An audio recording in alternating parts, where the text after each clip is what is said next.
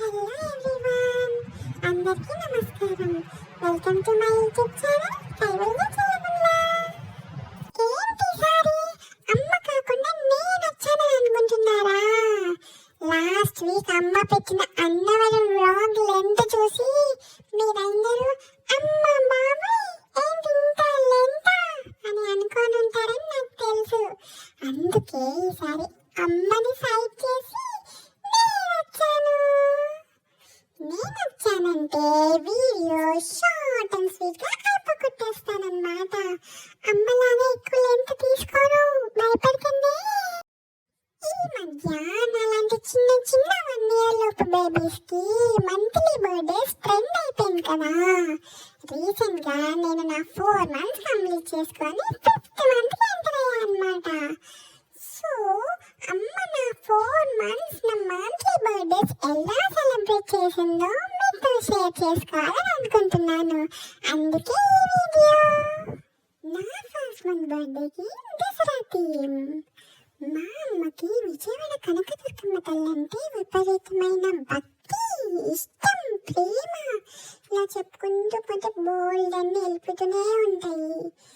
అలానే ఈసారి దసరా కూడా అక్టోబర్లోనే వచ్చింది. మా అమ్మకి అమ్మవారంటే ఇష్టం. సో నా ఫస్ట్ మంత్ బర్త్డే కూడా అక్టోబర్లో రావడం వల్ల అమ్మ ఈ దసరా థీమ్ చేసింది. అమ్మవారి పక్కన నన్ను రెడీ చేసి బొజ్జ పెట్టి ఫోటోలు తీసింది. మీకు నచ్చిందా ఈ థీమ్? సెకండ్ మంత్ బర్త్డే నవంబర్లో. నవంబర్ అంటే దివాళీ టైం. పిల్లలందరికీ దీపావళి అంటే చాలా ఇష్టం కదా. అందుకే నా సెకండ్ మంత్ బర్త్డేకి దివాళీ థీమ్. చిచ్చుబుడ్లు, కాకరపోవట్లు, భూచిత్రాలు అన్నీ నా చుట్టూరు పెట్టి ఫోటోలు తీసింది. రాకెట్లు అయితే ఏకంగా నా చేతిలోనే పెట్టి ఫోటోలు తీసింది అమ్మ. నా first 2 month birthdays Dasara, Deepavali themes చూసి నెక్స్ట్ వచ్చేది డిసెంబర్ అంటే క్రిస్మస్ పండుగ. సో 3rd month బర్త్డేకి క్రిస్మస్ థీమ్ అని అనుకుంటే మీరు పప్పులో కాలేసినట్టే. ఎందుకంటే నా 3rd month బర్త్డేకి అమ్మ కిచెన్ అండ్ చెఫ్ థీమ్ చేసింది.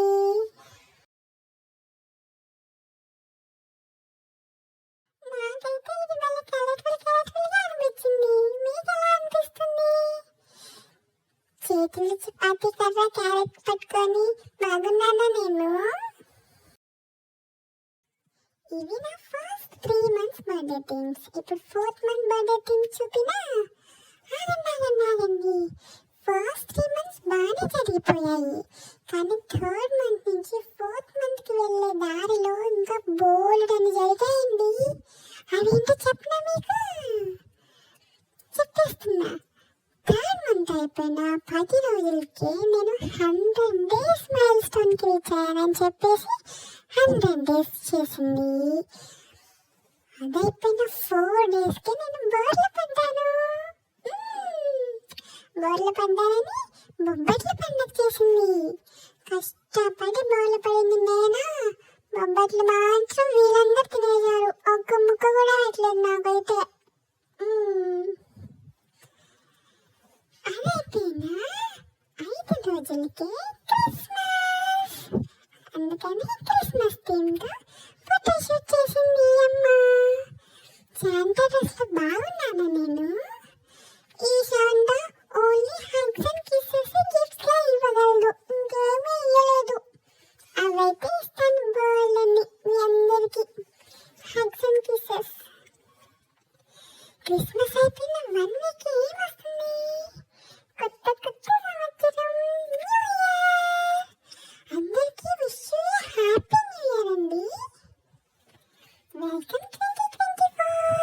నేను కూడా 2024లోకి జంప్ చేసేసాను.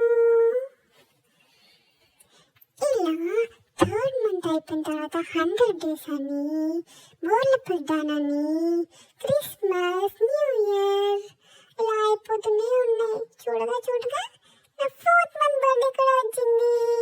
న్యూ ఇయర్ అయిపోయిన 1 week 4th month బర్త్డే.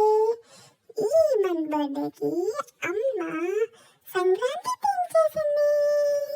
నా 4th month బర్త్డేకి అమ్మ సంక్రాంతి థీమ్ చేసి మంచి పని చేసింది.